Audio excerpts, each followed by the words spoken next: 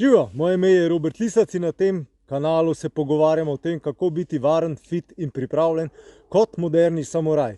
In danes se bomo pogovarjali o afirmacijah za moderne samuraje in seveda tudi samurajke. Zakaj gre pri afirmacijah? Preden sploh nadaljujem glede te tematike, naj pač povem, da vse, kar bom danes govoril, je v bistvu moja interpretacija te tematike. No in pri afirmacijah gre za neke vrste gesla, stavke, ki si jih vedno znova ponavljamo, zato da se na novo programiramo, da dosežemo določene cilje, ki smo si jih zastavili in da dosežemo določene spremembe, ki si jih želimo. Za afirmacije me je ponovno navdušila moja sestra, ki mi je pred kakšnim letom poslala video z afirmacijami. Češ, poslušaj to, zadeva deluje, vsaj zame. Sem rekel, ok, če zanjo deluje, ki je res ena najbolj fokusiranih in ciljno usmerjenih oseb, ki jih poznam, potem bojo verjetno te afirmacije delovale tudi zame. Naj bom iskren, na začetku se mi je zdelo, da pač ajde, da to vse skupaj pač po domače rečeno ezoterični bullshit, ampak se nisem imel kaj izgubiti in sem res en mesec vsak dan poslušal te afirmacije in se mi je zdelo, da me podpirajo pri tej moji poti, na kateri sem bil, da dosežem določene cilje, ki sem si jih takrat zastavil. In potem sem to navado kar obdržal in marsikateri življenjski pogoji so se v tem letu, odkar to prakticiram, res zame signifikantno izboljšali. No in tukaj v tem videu gre v bistvu za povzetek vseh teh znanj, ki sem jih tekom tega leta nabral. Pri afirmacijah gre torej za posamezne stavke, ki si jih v mislih ali pa na glas ali pa pred ogledalom vedno znova ponavljamo. In pomembno je, da so pozitivno formulirani cilji ali pa pozitivno formulirani stavki. Torej, ne kadim, ni pozitivno formuliran cilj, ker pač ne je zelo abstraktna beseda in na koncu se lahko potem pač ujamemo, da slišimo samo še kadim. Torej ne kadim, ampak kadim in potem se pač to vedenje samo še, bom rekel, ojača. Torej, mora biti pozitivno formulirano, v tem primeru mogoče do kajenja sem ravnodušen ali pa nekaj v tem stilu.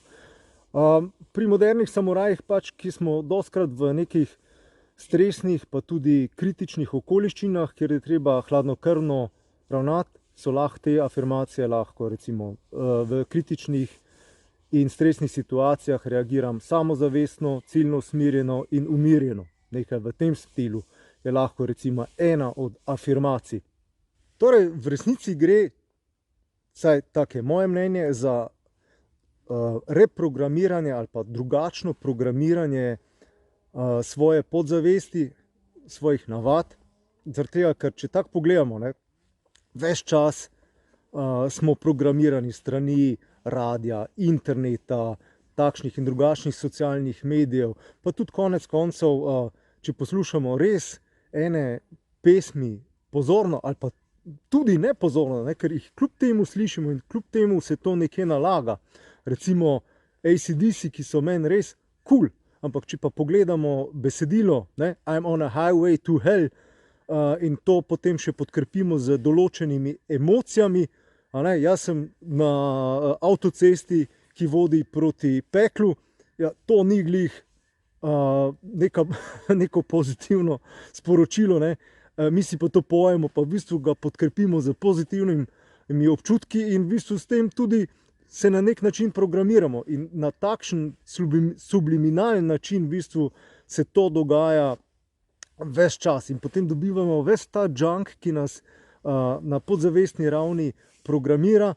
In zakaj ne bi se zavestno odločili, da ta program spremenimo in da programiramo sebe s tistim, kar nam služi, ne tistim, ki nas hočejo programirati. No, pa če že govorimo o pesmih, poslušajte malo te ljubezenske balade, pa to je eno samo trpljenje, pa kak je kdo komu prizadel neke bolečine.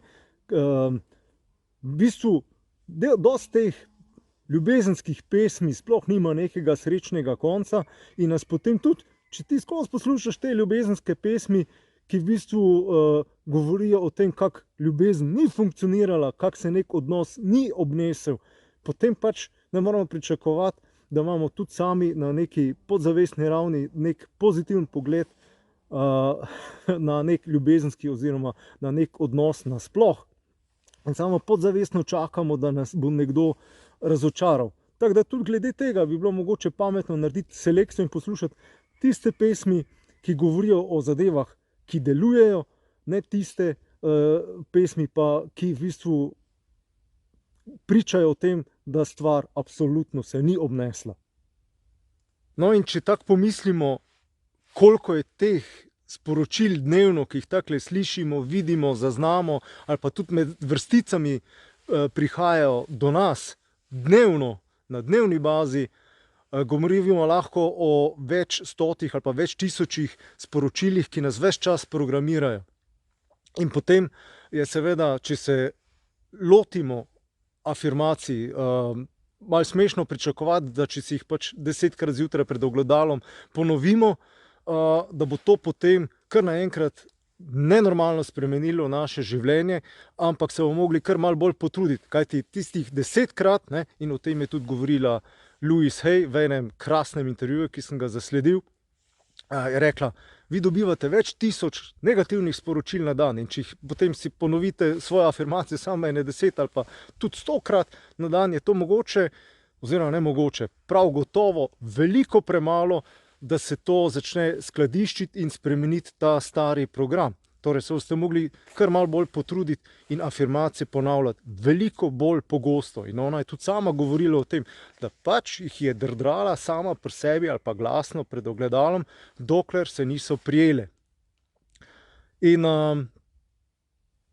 to pa priporočam njene knjige, torej Louise Hay, jaz nimam nič od tega, ko delam zdaj reklamo za njo, ampak moram pa tudi odkrito priznati, da se mi je zdela pač tak ezočik, z nobenim ozadjem, preden nisem videl tega intervjuja na YouTubu, kjer sem si mislil, wow, ta ženska ima fenomenalno energijo in pri 80 letih in plus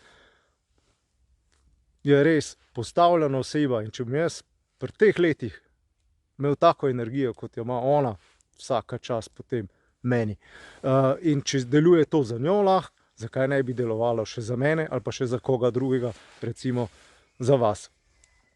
No, drugi primer teh afirmacij, kako lahko človeka podprejo, je bil Hannes Lindemann. To je pa tudi pri nas znan človek, ki je širil avtogeni trening s svojimi knjigami. Starejša stvar, ampak tudi če je starejša, še ne pomeni, da ne deluje. In on je v bistvu šel 3-krat čez čez Atlantik, mislim, da v nekem nikakvem čolnčku sam. In ogromno ljudi je to poskusilo tudi in je pač umrlo pri tem, zaradi tega, ker pač vse so imeli znanje, ampak niso bili pa tako psihično stabilni, da bi pač te muke pretrpeli. In on si je s pomočjo avtogenega treninga toliko programiral, da je vse te napore zdržal. In zanimivo mi je bilo, tam pač v bistvu gre za, če mene vprašate, za neke vrste tudi afirmacije, na katere se v bistvu pripraviš z predhodnimi vajami, kjer se umiriš, kjer začutiš, ne vem, težo roke, težo telesa, toplota roke in tako naprej. In greš skozi cel postopek in se potem šele programiraš z temi afirmacijami. Pristopov je veliko, ampak da se vrnemo k Lindemannu nazaj.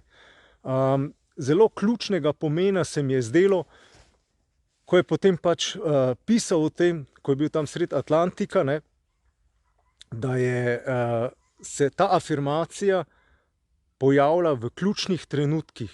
No, in Hannes Lindemann se tako prepojil in prepariral z temi afirmacijami, da ko je pač plul tam čez Atlantik in ko mu je bilo najhujše, ko se mu je bledlo, ko je haluciniral, od samega napora pa nespanja, da mu je celo veter in to šumenje valov, da mu je kako bi rekel, prišepetovalo West, ne, ker je pač bil Nemec, West, ne, zahod, in je pač potem čist podzavestno poravnal ladjo proti zahodu in plul proti zahodu, proti svojemu cilju. In nekaj podobnega se je tudi dogajalo meni, ali pa se mi še dogaja, vedno znova izkusim to, da v kritičnih situacijah, ko se pač nahajam v neki situaciji, se mi potem kar naenkrat pojavi tale afirmacija, recimo, da ostajam miren v kritičnih in stresnih situacijah, recimo na šihtu ali pa v osebnih odnosih in tako naprej. In me potem spet naravna, tako kot je Hannes Lindemana na sever naravnalo, oziroma ne na sever, na zahod, tako mene naravna potem na določeno frekvenco. In če smo že pri frekvencah, v bistvu z afirmacijami določite svojo radijsko frekvenco. Če smo prej podzavestno skozi na eni radijski frekvenci, ki nam sploh ni všeč, pa kjer so te pesmi v navednicah sploh nam niso všeč in poslušamo vsak dan pesmi, ki nam ne sedejo, lahko v bistvu s tem, ko se poslužimo afirmacijah in si jih ponavljamo, recimo na sprehodu, ko čakamo na avtobus, ko gremo teč in tako naprej, se potem samodejno preklopi ta frekvenca iz podzavestne radiopostaje, figurativno rečeno, na zavestno radijsko postajo, ki nam služi, ker rajš poslušam Lisac FM radio, ko pa pač vse drugo, ker vsi drugi programi služijo temu, da mene izkoristijo, in Lisac FM pa služi, da jaz izboljšam svoje življenje. In isto si želim seveda tudi za vas, da z pomočjo afirmacij izboljšate vaše življenje. Zdaj, kako lahko uporabljate afirmacije? Afirmacije lahko uporabljate na cel kup različnih načinov, izbrati morate tistega, ki deluje za vas. Ampak preden gremo v to tematiko še globlje, je pač pomembno, da je to tako kot za vsako vadbo, stvari je treba sistematično ponavljati. Torej, če hočeš priti v formo glede vzdržljivosti, pač ni dovolj, da greš enkrat na leto laufat, ampak je fajn, da greš vsaj 3-krat na teden teč, in tu je tudi nekaj podobnega. Eni zagovarjajo, da se vsaj enkrat na dan spomnimo in si vzamemo nekaj časa za te afirmacije in jih tako ponavljamo dnevno. Eni zagovarjajo celo večkrat dnevno, jaz pa, ker imam dokaj razburkan bioritem, pa se enostavno poslužujem vedno, ko imam mrtev čas, ker ne počnem nič pametnega, se spomnim na afirmacije in si jih potem ponavljam. Tako kot sem že rekel, to je v bistvu bolj aktivni pristop, lahko je pa tudi bolj pasivno. Tako da si recimo te afirmacije posnamete na telefon ali pa si najdete ene afirmacije, ki je na YouTubeu, in potem samo stisnete play in jih v bistvu poslušate. Eni celo zagovarjajo poslušanje v navednicah afirmacij po noči, torej ko spite, tako da se vam dogaja, in potem pač 8 ur poslušajo po noči, medtem ko spijo. Pač to ni zdaj aktivno poslušanje, da se razumemo, ampak jih to fila kao z afirmacijami čez noč. S tem nimam izkušnje, bi me pa zanimalo, če kdo ima izkušnje s tem, pa da spodaj pod komentarji kaj napiše v tej smeri. Ampak zveni pa zanimivo. Torej, grobo rečeno, poznamo dva načina, kako se filamo z afirmacijami. Prvi je bolj aktivni, torej da afirmacije aktivno ponavljamo pri sebi, na glas ali pa potihem pri sebi v mislih. Drugi način je pa, da si pač lahko stvari posnamemo ali pa se poslužujemo kakšnega YouTube videa, ki ima te stvari že posnete, in sam stisnemo play in se pustimo pasivno filati.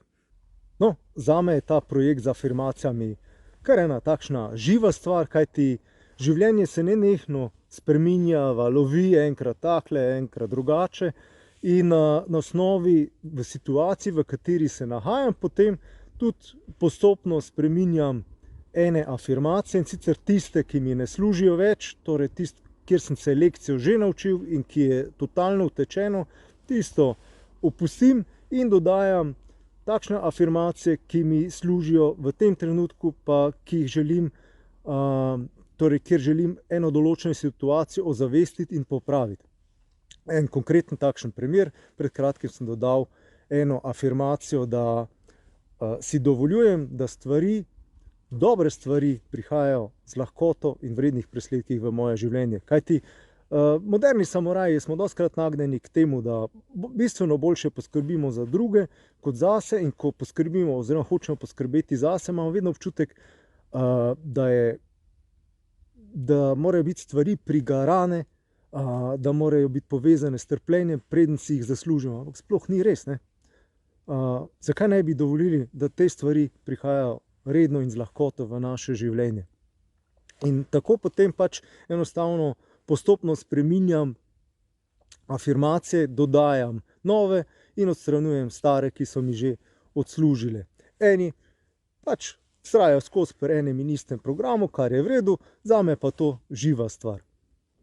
No, nove afirmacije dostikrat pridobivam tak, bom rekel, recimo, ko poslušam podcaste in če je gost na tem določenem podcastu izjavil nekaj silo pomembnega in koristnega zame, potem vzamem tisto izjavo, jo preuredim v afirmacijo zame in to afirmacijo še potem isti dan integriram v svojo dnevno prakso ponavljanja afirmacij. In ostane potem tako dolgo z mano, dokler menim, da je koristna zame.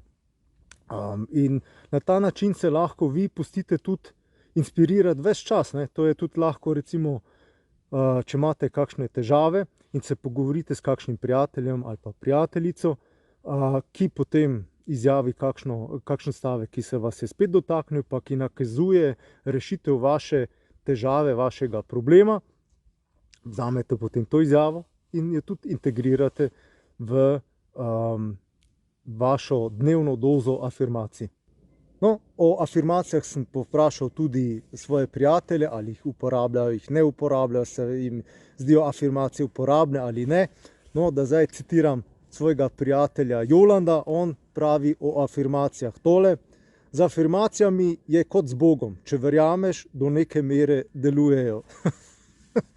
No, ja, sigurno je tako, je pa tako, jaz osebno gledam na afirmacije kot neke vrste vizualizacija le na verbalnem nivoju. To pomeni, vizualizacija, vemo, da pri vrhunskih športnikih deluje, kjer si pač v živo predstavljajo, dostikrat za zaprtimi očmi, na notranjem ekranu, kako recimo smučarji odsmučajo določen del proge, smučarji skakalci kako ravno pravi čas odskočijo, tudi v borilnih veščinah je ogromno prisotno vizualizacije, torej to deluje.